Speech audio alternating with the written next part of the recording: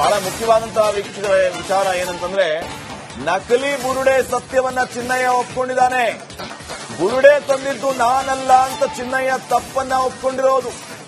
ನ್ಯಾಯಾಧೀಶರ ಮುಂದೆ ಚಿನ್ನಯ್ಯ ಸತ್ಯವನ್ನ ಬಾಯ್ಬಿಟ್ಟಿದ್ದಾನೆ. ಕೊನೆಗೂ ಸತ್ಯವನ್ನ ಒಪ್ಪಿಕೊಂಡಿದ್ದಾನೆ ಈ ಚಿನ್ನಯ್ಯ. ನಕಲಿ ಬುರುಡೆ ಅಂತ ಒಪ್ಕೊಂಡಿರೋದು. ಬುರುಡೆ ತಂದಿದ್ದು ನಾನಲ್ಲ ಅಂತ ಈ ಚಿನ್ನಯ್ಯ ಹೇಳಿದ್ದಾನೆ. ಇನ್ನೂ ಹಲವು ತಪ್ಪುಗಳನ್ನ ಒಪ್ಕೊಂಡಿದ್ದಾನೆ ಈ ಚಿನ್ನಯ್ಯ. ನ್ಯಾಯಾಧೀಶರ ಮುಂದೆ ಸತ್ಯವನ್ನ ಬಾಯ್ಬಿಟ್ಟಿದ್ದಾನೆ ಈ ಚಿನ್ನಯ್ಯ. ಈ ಚಿನ್ನಯ್ಯ ಕೊನೆಗೂ ಸತ್ಯವನ್ನ ಒಪ್ಪಿಕೊಂಡಿದ್ದಾನೆ. ನಕಲಿ ಬುರುಡೆ ತಂದು ನಾನು 100 ಶವಗಳನ್ನ ಹೂತಾಕಿದ್ದೀನಿ ಅಂತ ಹೇಳ್ದ.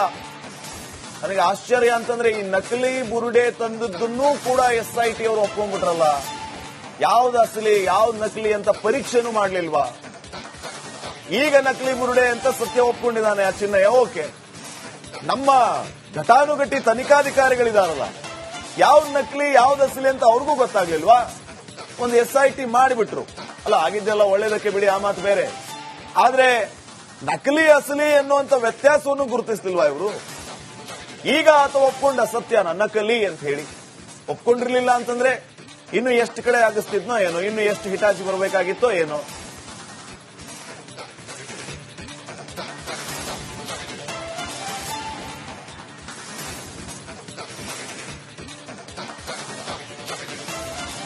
ನೋಡಿ, ಇವನು ಹೇಳ್ತಾ ಇರೋದು ನ್ಯಾಯಾಧೀಶರ ಮುಂದೆ ಬುರುಡೆ ತಂದಿದ್ದು ನಾನಲ್ಲ ಸ್ವಾಮಿ ಅಂತ ಹೇಳಿದಾನೆ. ಆಮೇಲೆ ಇದು ನಕಲಿ ಬುರುಡೆ ಅಂತ ಸತ್ಯವನ್ನ ಒಪ್ಕೊಂಡಿದ್ದಾನೆ. ಇನ್ನ ವಿಚಾರಣೆ ಸಂದರ್ಭದಲ್ಲಿ ಇನ್ನೂ ಈತ ಹೇಳ್ತಾನೆ ಹಲವು ವಿಚಾರಗಳನ್ನ.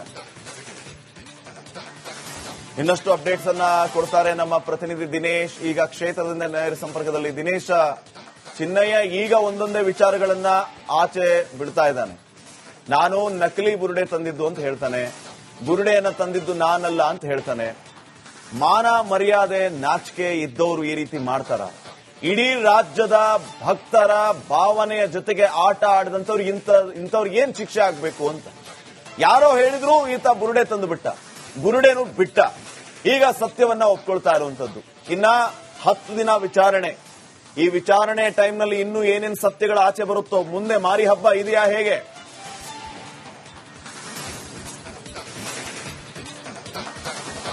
ಹೌದು ಶ್ರೀಪಾದ್ ಪಾಟೀಲ್, ಚಿನ್ನಯ್ಯನ ಒಂದೊಂದೇ ವಿಚಾರಗಳು ಈಗ ಗೊತ್ತಾಗ್ತಿದೆ. ಆತನ ಸುಳ್ಳಿನ ಒಂದೊಂದೇ ವಿಚಾರಗಳು ಬಯಲಾಗ್ತಾ ಇರುವಂತದ್ದು.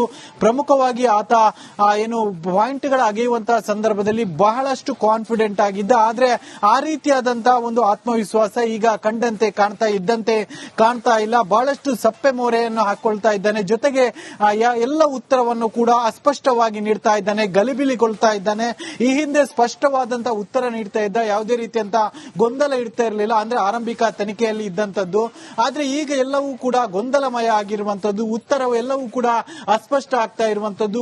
ಜೊತೆಗೆ ಹೆಸರುಗಳನ್ನು ಕೂಡ ಬೇಕಾಬಿಟ್ಟಿ ಬೇರೆ ಬೇರೆ ರೀತಿಯಾದಂತಹ ಹೆಸರುಗಳನ್ನು ಕೂಡ ತೆಕೊಳ್ತಾ ಇದ್ದಾನೆ ಅನ್ನುವಂತಹ ಮಾಹಿತಿಗಳು ಕೂಡ ಸಿಗ್ತಾ ಇರುವಂತದ್ದು. ಪ್ರಮುಖವಾಗಿ ನಿನ್ನೆ ಮಧ್ಯಾಹ್ನದಿಂದಲೇ ಇದೇ ರೀತಿಯಾದಂತಹ ಗೊಂದಲಕ್ಕೆ ಆತ ಒಳಗಾಗಿರುವಂತದ್ದು. ನಿನ್ನೆ ಸುಮಾರು ಬೆಳಗ್ಗೆ 10:30 ಗಂಟೆಯಿಂದ ಆತನನ್ನ ಜಿತೇಂದ್ರ ದಯಾಮ್ ಅಂದ್ರೆ SIT ತನಿಖಾಧಿಕಾರಿಯಾದಂತಹ ಜಿತೇಂದ್ರ ದಯಾಮ್ ಅವರು ಆತನನ್ನ ಏನು ವಿಚಾರಣೆ ನಡೆಸಿದ್ರು. ಆದ್ರೆ ಅಲ್ಲೂ ಕೂಡ ಒಂದಷ್ಟು ಗೊಂದಲಕ್ಕೆ ಒಳಗಾಗಿದ್ರೆ ಆ ಬಳಿಕ 2 ಗಂಟೆ ಅಂದ್ರೆ ಮಧ್ಯಾಹ್ನ 2 ಗಂಟೆಯ ನಂತರ ನಿನ್ನೆ SIT ಮುಖ್ಯಸ್ಥರಾದಂತಹ ಪ್ರಣವ್ ಮೊಹಂತಿ ಅವರು ಆತನನ್ನ ವಿಚಾರಣೆಗೆ ಒಳಪಡಿಸಿದ್ರು.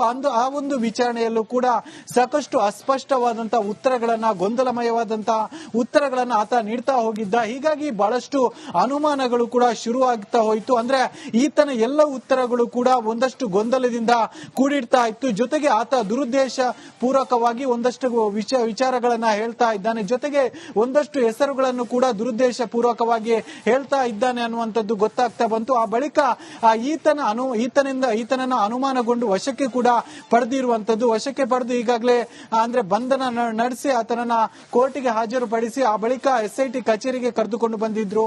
10 ದಿನಗಳ ಕಾಲ ಕಸ್ಟಡಿಯಲ್ಲೇ ಇನ್ನು ಮುಂದೆ ಇರಬೇಕಾಗುತ್ತೆ. ಸದ್ಯ ಆತನನ್ನ ಮತ್ತೆ ಏನು ಮೆಡಿಕಲ್ ಟೆಸ್ಟ್ಗೋಸ್ಕರವಾಗಿ ಆಸ್ಪತ್ರೆಗೂ ಕೂಡ ಕರೆದುಕೊಂಡು ಹೋಗಿರುವಂತದ್ದು. ಒಟ್ಟಿನಲ್ಲಿ ಈತ ಆರಂಭದಿಂದಲೂ ಕೂಡ ಸಾಕಷ್ಟು ಸುಳ್ಳುಗಳನ್ನ ಹೇಳ್ಕೊಂಡು ಬಂದಿದ್ದ, ಸಾಕಷ್ಟು ವಿಚಾರಗಳಲ್ಲಿ ಬಹಳಷ್ಟು ಗೊಂದಲಮಯವಾದಂತಹ ಉತ್ತರ ನೀಡ್ತಾ ಇದ್ದ. ಅದರಲ್ಲೂ ಕೂಡ ಬುರುಡೆ ವಿಚಾರವಾಗಿ ಸಾಕಷ್ಟು ಗೊಂದಲಕ್ಕೆ ಒಳಗಾಗಿದ್ದ. ನಿನ್ನೆ ಏನು ವಿಚಾರಣೆ ವೇಳೆ ಕೂಡ ಈ ಒಂದು ಬುರುಡೆ ವಿಚಾರವಾಗಿ ಸಾಕಷ್ಟು ಗೊಂದಲಮಯವಾದಂತಹ ಉತ್ತರವನ್ನು ಕೂಡ ಆತ ನೀಡಿರುವಂತದ್ದು. ಇದರಲ್ಲೇ ಒಂದಷ್ಟು ಅನುಮಾನಗಳು ಕೂಡ ಹುಟ್ಟಿಕೊಂಡಿರುವಂತದ್ದು. ಅದರಲ್ಲೂ ಕೂಡ ಪ್ರಣಬ್ ಮೊಹಂತಿ ಅವರ ನೇರ ಒಂದು ಪ್ರಶ್ನೆಗಳಿಗೆ ಬಹಳಷ್ಟು ಗೊಂದಲಕಾರಿಯಾದಂತಹ ಉತ್ತರ ನೀಡಿದ್ದ. ಜೊತೆಗೆ ಏನು ಈ ಒಂದು ಬುರುಡೆ ಏನಿದ್ದೇನೆ ಅದನ್ನು ಅಗೆದದ್ದು ನಾನಲ್ಲ, ತಂದದ್ದು ನಾನಲ್ಲ, ಈ ರೀತಿಯಾದಂತಹ ವಿಚಾರಗಳನ್ನು ಹೇಳಿದ್ದ. ಜೊತೆಗೆ ಬುರುಡೆ ವಿಚಾರವಾಗಿ ಬಹಳ ಪ್ರಮುಖವಾದಂತಹ ಸತ್ಯಾಂಶವನ್ನು ಕೂಡ ನಿನ್ನೆ ಬಾಯಿ ಬಿಟ್ಟಿದ್ದ ಅನ್ನುವಂತ ವಿಚಾರ ಗೊತ್ತಾಗ್ತಿರುವಂತದ್ದು.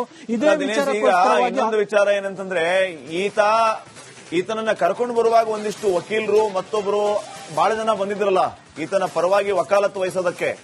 ಈಗ ಅವ್ರು ಯಾರು ಕಾಣ್ತಾ ಇಲ್ಲಲ್ಲ, ಬಂಧಿಸಿರುವ ಕ್ರಮ ಸರಿ ಇಲ್ಲ ಅಂತ ಹೇಳೋದಕ್ಕೂ ಒಬ್ರು ಅಡ್ರೆಸ್ಗೆ ಇಲ್ವಲ್ಲ. ದಿನೇಶ್ ಎಲ್ಲೋದ್ರು ಅವರೆಲ್ಲ?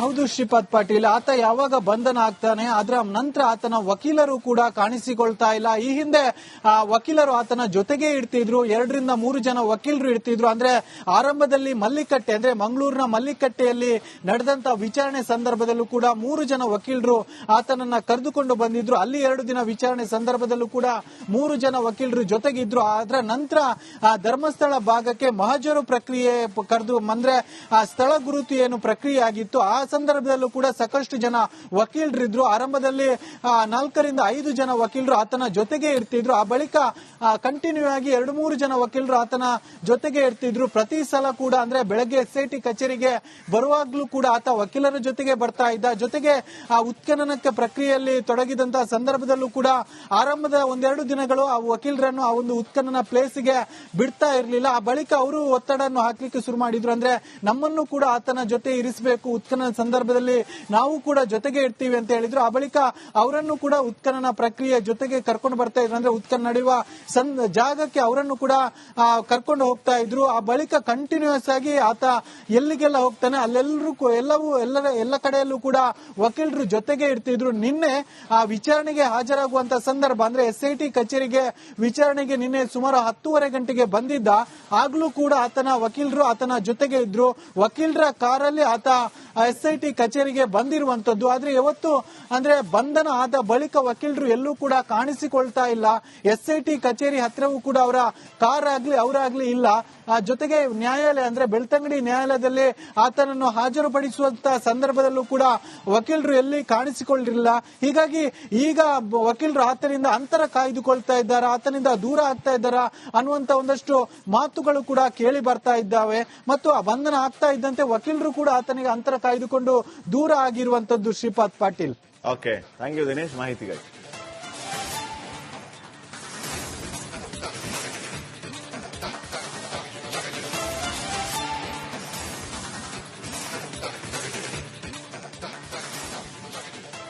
ನೋಡಿ, ಅವತ್ತು ವಕಾಲತ್ತು ವಹಿಸಿದಂತಹ ವಕೀಲರು ಯಾರು ಕೂಡ ಇವತ್ತು ಪತ್ತೆ ಇಲ್ಲ, ಒಬ್ಬರು ಕೂಡ ಕಾಣಿಸ್ತಾ ಇಲ್ಲ. ಅಟ್ಲೀಸ್ಟ್ ಈ ಬಂಧನದ ಕ್ರಮವನ್ನು ನಾವು ಖಂಡಿಸ್ತೇವೆ ಅಂತ ಹೇಳಬೇಕಾಗಿರುವಂತ ವಕೀಲರು ಅಡ್ರೆಸ್ಗಿಲ್ಲ.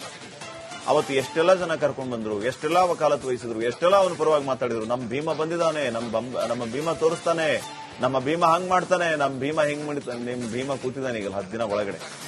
ಯಾರ್ಯಾರ ಹೆಸರು ಹೇಳ್ತಾನೋ ಏನ್